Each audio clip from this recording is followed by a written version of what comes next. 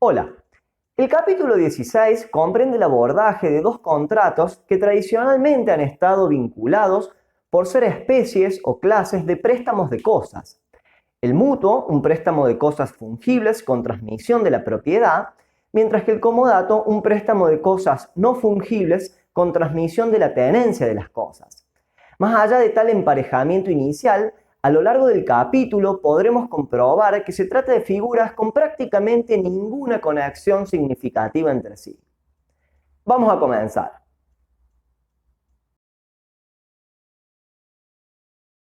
Mutuo. El mutuo consiste en el préstamo de cosas fungibles por un tiempo con transmisión del derecho de propiedad sobre ellas. También suele referirse a este contrato como préstamo de consumo, especialmente por la importancia que posee el mutuo dinerario en la actividad económica. Todos sabemos que el dinero es una cosa fungible, consumible por excelencia. Sin embargo, vale apuntar que no necesariamente deben tratarse de cosas fungibles consumibles. Así, por ejemplo, podría entregarse en mutuo un tambor de aceite para automotores. Por el contrato de mutuo, una persona, el mutuante, se obliga a entregar en propiedad una cantidad determinada o determinable de cosas fungibles a otra, el mutuario, quien asume la obligación de restituir la cantidad equivalente de cosas de la misma calidad y de la misma especie. Hay mutuo cuando le prestamos dinero a alguien para una salida, cuando pedimos prestado de dólares u otra moneda extranjera para viajar al exterior, cuando una mutual o entidad financiera otorga un crédito, cuando un establecimiento agropecuario le pide prestado a otro cierta cantidad de semillas para sembrar o rollos de alfalfa para darle de comer a sus animales, como asimismo cuando una fábrica de quesos le pide prestada a otra tantos litros de leche para no interrumpir una cadena de producción. Las partes pueden celebrar este contrato mediante representantes, pero deben estar instruidos con facultades expresas cuando la operación considerada refiere a sumas de dinero o moneda extranjera, podemos añadir, a menos que los préstamos queden comprendidos dentro de una representación de carácter general, como ser, por ejemplo, la gerencia de una compañía de créditos. Cuando el mutuo es oneroso, especialmente en los créditos de dinero o moneda extranjera, algunos sistemas de financiación permiten el adelanto de cuotas de amortización de capital o intereses, de atrás para adelante o de adelante para atrás, de manera que el plazo del préstamo lo es en beneficio del mutuario. Por el contrario, en los sistemas que no autorizan adelantos, el plazo es en beneficio de ambas partes. Para el mutuario, por la amortización del capital en el tiempo, y para el mutuante, por el lucro del capital durante el tiempo del préstamo. Cuando el mutuo es gratuito, la naturaleza del préstamo hace que el mutuario pueda siempre devolver las cosas antes del término del plazo, en tanto y en cuanto la restitución anticipada no perjudica al mutuante. Supongamos que me comprometo a prestarle 10.000 pesos a un amigo o amiga para que pueda adquirir la entrada a un recital, dado que momentáneamente no cuenta con fondos suficientes para ello. Entonces estaré obligado a entregarle o transferirle dicha suma de dinero en el momento acordado, ni bien se me acredite el próximo sueldo, por ejemplo, o cuando me lo pida si es que no estipulamos ningún plazo. Con la tradición se produce la transmisión de la propiedad de las sumas de dinero. Sin embargo, si se dieran circunstancias sobrevinientes a la celebración del contrato que tornan dudosa la posibilidad material o jurídica de restitución de las sumas de dinero, como ser por ejemplo la pérdida del empleo o el embargo del salario, puedo negarme a entregar los fondos prometidos hasta tanto cambie la situación o se brinden garantías suficientes. Es una solución fundada en la tutela preventiva del derecho de crédito frente a la incerteza en la posibilidad de cumplimiento del mutuario. Por su parte, el mutuario estará obligado a devolver los 10.000 pesos según la modalidad, por ejemplo, 2 pagos mensuales de 5.000, y en el lugar convenido, podría ser mi domicilio, o bien en su domicilio dentro del plazo de 10 días a partir que solicito la restitución de los fondos si es que nada estipulamos. A menos que el mutuo se haya convenido gratuito, también el mutuario deberá pagar los intereses compensatorios juntos con cada pago mensual, aunque también podría estipularse que los intereses se abonen todos con el segundo pago o por anticipado. En el mutuo oneroso, la contraprestación que percibe el mutuante se denomina interés compensatorio, siendo el incremento periódico de la deuda por el uso del capital prestado. Con relación a esta clase de interés, debemos formular algunas consideraciones. Por lo pronto, que siempre se pague en dinero, sea en pesos o en moneda extranjera. Si el objeto del mutuo es dinero o moneda extranjera, los intereses se deben en pesos o en moneda extranjera, según corresponda. O sea, la deuda por intereses no puede tener por objeto cosas de otra naturaleza.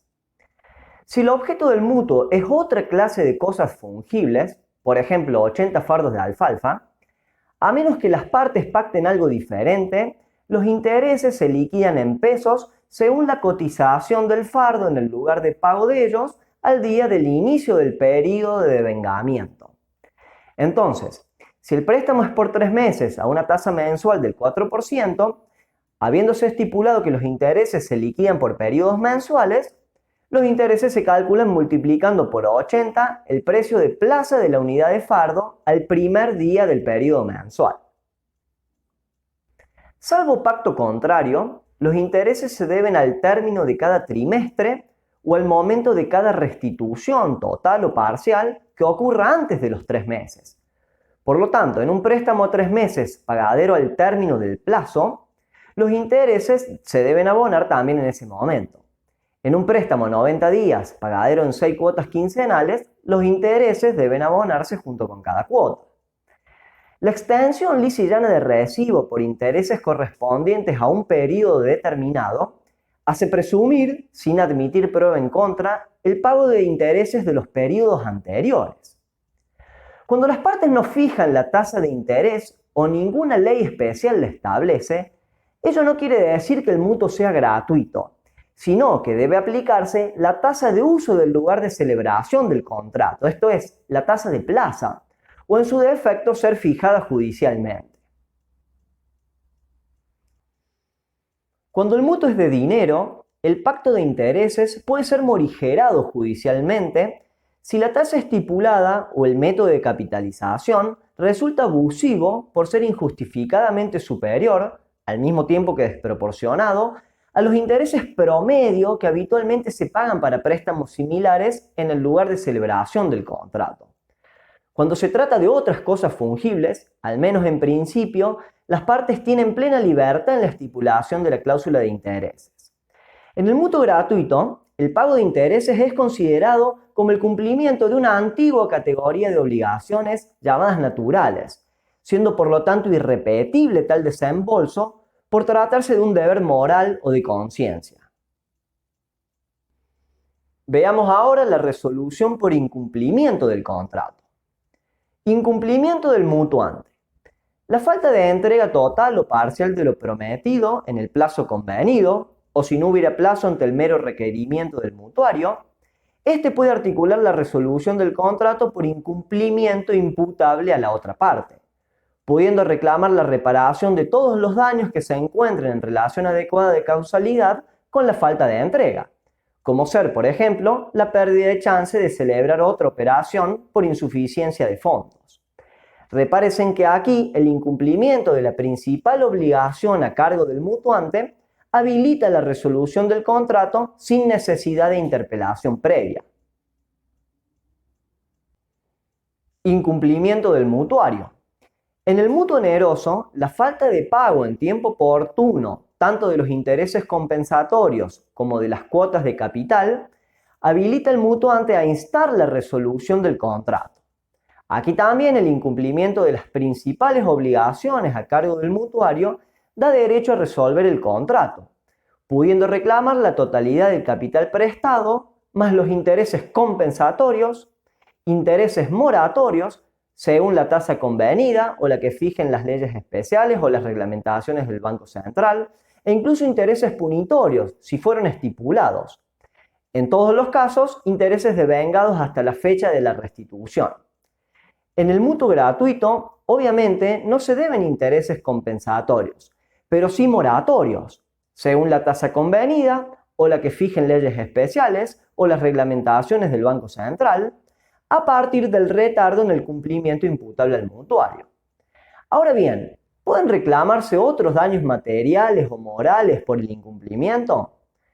En caso de haberse estipulado intereses punitorios, ellos reemplazan la indemnización por daños. Ni el mutuante puede reclamar otros perjuicios, ni el mutuario puede librarse de pagarlos acreditando la inexistencia de daños. Operan como una cláusula penal. En caso de no haberse estipulado intereses punitorios, el mutuante deberá probar la producción de daños causalmente relacionados con la falta de pago del préstamo para obtener su reparación. Con respecto a la responsabilidad del mutuante por la mala calidad o vicio de las cosas prestadas, corresponde formular las siguientes distinciones. Cuando el mutuo es oneroso, el mutuante siempre responde por los daños que ocasionen las cosas prestadas por su mala calidad, como ser un menor rendimiento de la cosecha, o vicios, como ser la contaminación de otras semillas, en la medida que sean defectos o impropiedades no aparentes, o sea, ocultas. Cuando el mutuo es gratuito, el mutuante responde solo cuando obra de manera dolosa, o sea, que conociendo la impropiedad o defectos ocultos de las cosas, igualmente las entregas sin comunicar dicha circunstancia al mutuario. Ello impide que éste tome los recaudos del caso o directamente rechace la recepción de las cantidades prometidas. En lo demás, se aplica el régimen de la obligación de saneamiento. Dado que el mutuo es un instrumento útil para la financiación o inversión en todo tipo de negocios, emprendimientos, actividades comerciales o productivas, para esa finalidad suelen incorporarse algunas cláusulas especiales que por expresa disposición legal no desvirtúan la naturaleza del contrato. Nos referimos a los intereses compensatorios calculados en función del rendimiento económico del negocio o emprendimiento para el cual se aplican las cantidades de cosas. Así, por ejemplo, una tasa del 12% mensual sobre la facturación de la unidad comercial. También es posible limitar la responsabilidad patrimonial del mutuario a las ganancias del negocio o emprendimiento para el cual se aplican las cantidades de cosas. De esa manera, el mutuario no compromete ni su patrimonio personal ni el resto de las unidades de negocio. Otro pacto que puede incorporarse es sobre el destino de las cantidades de cosas entregadas, asumiendo entonces el mutuario la obligación de aplicarlas a determinados fines. Podría ser, por ejemplo, el desarrollo de investigaciones científicas para una nueva línea de productos. Para terminar, nos queda señalar que la adquisición de bienes o servicios de consumo son en muchas oportunidades facilitados mediante operaciones financieras de distinta naturaleza. Puede ser con tarjetas de crédito o sistemas de financiación propios, o bien mediante créditos otorgados por el mismo proveedor u otro sujeto vinculado. En este lugar nos interesan especialmente los préstamos de dinero que se ofrecen a los consumidores para que así puedan adquirir bienes o servicios, que son contratos de consumo causalmente relacionados en la medida que responden a una finalidad económica común. Además de la comunicación de efectos derivada de la conexidad contractual, la Ley de Defensa del Consumidor establece una serie de requisitos de validez para esta clase de préstamos. Ellos son: la identificación del producto o servicio objeto de la adquisición. Este dato facilitará la vinculación entre el mutuo y el contrato de adquisición. El precio de contado. De esa forma el consumidor puede compararlo con el costo financiero total. El monto del anticipo de precio. Por ejemplo, llévatelo solo por 9.999 pesos.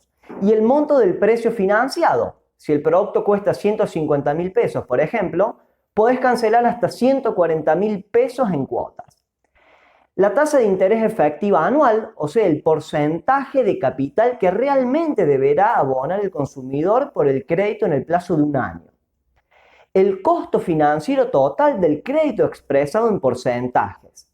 Este indicador comprende todos los conceptos que tienen incidencia en el costo total del préstamo en el plazo de un año.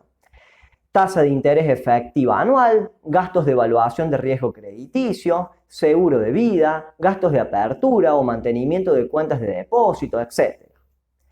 El sistema de financiación aplicado, básicamente si primero se pagan más intereses que capital o más capital que intereses, si el consumidor puede adelantar o no el pago de cuotas, de estar autorizado si ello debe hacerse de atrás para adelante o de adelante para atrás, si los intereses se pagan en cuotas iguales calculadas sobre el monto total del préstamo o si los intereses se pagan en función del capital vivo, cantidad, periodicidad y monto de las cuotas a pagar. Un ejemplo, 18 cuotas mensuales de 15.000 pesos. Y además cualquier otro gasto, sea administrativo, impuestos, comisiones, cualquiera sea. Obviamente que toda esa información, que son requisitos esenciales, deben hacerse constar en el instrumento del mutuo. La falta de indicación de cualquiera de ellos habilita al consumidor a solicitar la nulidad de todo el préstamo o de alguna de sus cláusulas. En caso de haberse omitido la tasa de interés efectiva anual, si el consumidor opta por la conservación del contrato, corresponde entonces integrarlo con la tasa pasiva anual promedio que publique el Banco Central a la fecha de su celebración. Cabe señalar, en última instancia, que la falta de celebración del mutuo destinado al consumo con un tercero que no es el proveedor de los bienes o servicios adquiridos, sea por muerte, arrepentimiento, no calificación crediticia, no importa la razón, siempre opera como condición resolutoria del contrato de adquisición, o sea, produce su extinción retroactiva y además gratuita para el consumidor.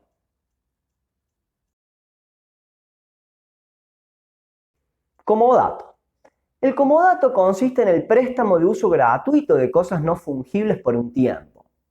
Por el contrato de comodato, una parte, la comodante, se obliga a transmitir la tenencia de una cosa no fungible para su uso gratuito a otra, la comodataria, quien asume la obligación de restituir exactamente la misma cosa. Si fueran cosas fungibles, califica igualmente como comodato cuando el comodatario se obliga a restituir idénticas cosas. Porque si debe restituir igual cantidad de cosas recibidas de la misma calidad y a especie, quiere decir que se ha transmitido la propiedad de ellas, siendo por lo tanto un contrato de mutuo. Obviamente que no pueden ser objeto de este contrato las cosas consumibles, como ser alimentos o bebidas, dado que ellas se agotan con el primer uso. La gratuidad quiere decir que el comodatario no paga precio o canon por el uso de la cosa. Por lo tanto, el pacto de abonar seguros o impuestos en principio no desconfiguran el tipo contractual, salvo que se trate de un precio encubierto. Sí desnaturaliza el comodato, en sentido estricto, el pacto por el cual se le permite al comodatario hacerse de los frutos o productos de la cosa. Ello no es solo usarla, sino también gozarla o aprovecharla. Hay contrato de comodato cuando retiramos un libro de la biblioteca, cuando prestamos una prenda de vestir, cuando utilizamos el carrito del supermercado, cuando las empresas les prestan casas a sus empleados, cuando nos instalan el decodificador que permite el suministro de servicio de televisión por cable o satelital. Lo mismo ocurre con el módem para el suministro de internet. Quienes son tutores de personas menores de edad, apoyos de personas con restricción en la capacidad de ejercicio o curadores de personas incapaces, poseen una doble prohibición en materia de comodato. Por un lado, no se pueden obligar a entregar en comodato cosas de las personas que representan. Las razones son obvias, el contrato no reporta ninguna utilidad para su dueño y siempre existen los riesgos por el mal uso, deterioro o pérdida de la cosa en manos del comodatario. Por otro lado, no pueden recibir en comodato cosas de las personas que representan o asisten. Aquí también los motivos son obvios. Estas personas desempeñan una función de cuidado o protección que resulta incompatible con el uso gratuito de sus cosas. En la primera hipótesis, estamos ante una falta de atribuciones legales para actuar en nombre del representado, lo cual permite la subsanación del comodato celebrado mediante la ratificación del representado una vez adquirida o recuperada la plena capacidad de ejercicio. En la segunda hipótesis, se trata de una incapacidad de derecho, siendo por lo tanto absolutamente nulo el comodato celebrado e imposible de confirmar. Ello por la influencia que normalmente mantienen estas personas sobre quienes fueran sus pupilos, asistidos o curados.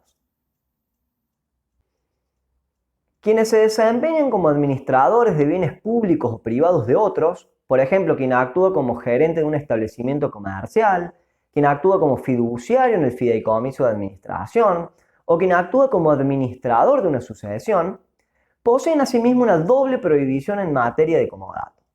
Por un lado, no pueden obligarse a entregar en comodato cosas bajo su administración, a menos que cuenten con facultades expresas para hacerlo.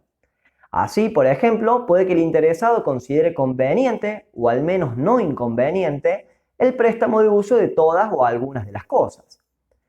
Por otro lado, no pueden recibir en comodato cosas bajo su administración, a menos que cuenten con facultades expresas para hacerlo.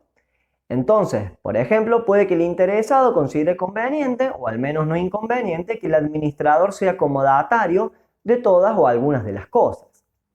Mientras que en el primer caso consiste en una limitación supletoria de las facultades de esta clase de administradores, en el segundo caso corresponde a hablar de una falta de legitimación para ser comodatario de las cosas administradas. No parece apropiado considerarlo una incapacidad de derecho, por cuanto puede tratarse de un acto perfectamente autorizado. El plazo del comodato puede ser determinado, sea de manera expresa o en función de la finalidad del préstamo, o puede ser de plazo indeterminado. Repárese en la importancia que tienen aquí los motivos determinantes que condujeron a las partes a celebrar el contrato para establecer el término de duración. Supongamos que Techo por un tiempo es el programa de una fundación por el cual se prestan módulos habitacionales trasladables de manera temporaria. Entonces, la fundación estará obligada a entregar los módulos prometidos en el plazo y en el lugar pactado. Ello supone además tener que cargar con los gastos de traslado e instalación, no entorpecer al comodatario en el uso de la vivienda durante el tiempo de préstamo estipulado, como sería, por ejemplo, pedirle el cambio de un módulo por otro, reparar los daños provocados por los defectos ocultos de la cosa, que siendo conocidos no fueron comunicados o advertidos al comodatario. Así, por ejemplo, los derivados de una explosión de electrodoméstico por mala instalación eléctrica. Reembolsar los gastos extraordinarios hechos por el comodatario en la medida que hayan tenido que hacerse de manera urgente para continuar haciendo uso normal de la vivienda, como el reemplazo de la instalación eléctrica, por ejemplo, o que haya sido previamente notificada la necesidad de hacer gastos de esa naturaleza para continuar haciendo uso normal de la vivienda y el comodante lo autoriza o no se expide al respecto.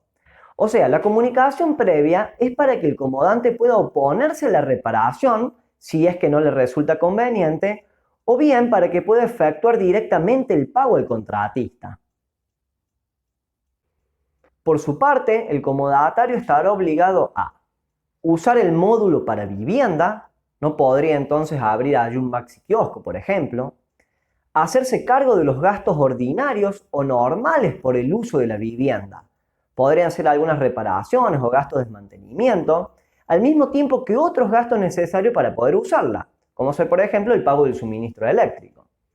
Cuidar la vivienda de manera prudente y diligente, vale decir, hacer lo necesario para que ella se conserve en el mismo estado en que fue recibida o no hacer aquello que pueda dañarla o perderla. Reparar los daños producidos por la pérdida, destrucción o deterioro del módulo, aun siendo por caso fortuito, pero no si demuestra que el daño se hubiera igualmente producido estando la vivienda en poder del acomodante, como es la pérdida por vicio intrínseco de la cosa o el deterioro causado por su uso adecuado. Y finalmente, tiene la obligación de devolver la vivienda en el lugar acordado al término del contrato. Si debe restituirse en otro lado, el comodatario deberá entonces asumir los gastos de traslado. Con respecto a la obligación de restitución, corresponde hacer dos comentarios. El primero es que el comodatario tiene que restituir la cosa al comodante o a la persona que éste indique, sin importar si es o no el dueño de la cosa. En efecto, la devolución corresponde a hacerla a quien se le entregó en virtud del comodato, que no necesariamente ha de ser el dueño, dado que el titular de dominio tiene acciones reales para reclamarla en manos de quien se encuentre. Ahora bien, si el comodatario sabe que se trata de una cosa que su dueño perdió o que le hurtaron o robaron, entonces tiene dos obligaciones. La primera, comunicarle al dueño que tiene en comodato una cosa que le pertenece, a los fines que éste inicie el reclamo judicial en contra del comodante. La segunda, no restituir la cosa ni al comodante ni al dueño, a menos que así lo ordene una resolución judicial o preste conformidad al comodante. El incumplimiento de sendas obligaciones lo hacen responsable al comodatario por los daños causados al dueño. Para librarse de dicha responsabilidad, el comodatario tiene la posibilidad de iniciar demanda de consignación. El segundo comentario es que el comodatario no puede ejercer en ningún supuesto derecho de retención sobre la cosa, ni siquiera por los créditos que pudieran corresponderle en razón de ella misma, como lo son el reembolso de los gastos extraordinarios de conservación. Así se pretende evitar que quien presta gratuitamente una cosa se vea luego privado de ella por no poder abonar ciertos gastos. Del mismo modo, podríamos decir que la misma ley considera abusivo el ejercicio del derecho de retención por el reembolso de créditos vinculados a una cosa utilizada sin contraprestación alguna. De ser más de uno los comodatarios originarios, todos ellos son responsables solidarios por el cumplimiento de las obligaciones contractuales, sean de fuente legal o convencional, a menos que se estipule algo diferente, como ser la mancomunación simple o la solidaridad de algunos o la limitación de la responsabilidad patrimonial. Se trata de una solución tendiente a mejorar la protección o aumentar las garantías de cobro a la parte que ha sufrido daños por un contrato sin contraprestación directa. Veamos finalmente cuáles son los modos extintivos particulares del comodato. Si el contrato es de plazo determinado, expresamente o según la finalidad del préstamo, pues lógicamente termina con el cumplimiento del término. Si el contrato es de plazo indeterminado, el comodante tiene la facultad de rescindir sin causa el contrato en cualquier momento, es decir, sin necesidad de preaviso, más allá que corresponda, según las circunstancias, conceder un plazo razonable para la restitución. Sea el contrato de plazo determinado o indeterminado, el comodatario puede rescindir sin causa el contrato en cualquier momento, es decir, sin necesidad de preaviso, más allá que corresponda, según las circunstancias, fijar un plazo razonable para la restitución. Siendo el beneficiario del préstamo, es lógico que el comodatario pueda restituir la cosa sin condicionamientos. Ahora bien, esa facultad puede excluirse por vía convencional cuando el comodante necesita que la cosa permanezca con el comodatario durante todo el plazo estipulado, por irse de viaje, por ejemplo. Si el comodante necesita de manera urgente la cosa por circunstancias no previstas, tiene el derecho de rescindir el contrato por esa razón. Como vemos, se trata de una justa causa de rescisión unilateral en cabeza del comodante. Si el comodatario viola el uso convenido, el comodante puede declarar sin más la resolución del contrato por incumplimiento imputable a la otra parte, pudiendo reclamar entonces la reparación de todos los daños que se encuentren en relación adecuada de causalidad. En este caso, el incumplimiento del mutuario habilita la resolución del contrato sin necesidad de interpelación previa. Si el comodatario incumple las otras obligaciones a su cargo, el comodante puede resolver el contrato siguiendo el mecanismo previsto para el pacto comisorio expreso o implícito. Si la cosa se pierde o destruye, el contrato se extingue porque se queda sin objeto, más allá de la responsabilidad del comodatario si ella fue entregada. Si la cosa todavía no fue entregada, el comodante no tiene que abonar reparación alguna ni prestar una cosa similar por más que la pérdida o destrucción sea subjetivamente imputable a él. Así, porque el comodante no está obligado a conservar la cosa hasta su entrega dado el carácter gratuito. Si el comodatario muere, el contrato se extingue a menos que se haya estipulado su continuidad en cabeza de los herederos o que su persona no sea exclusivamente esencial.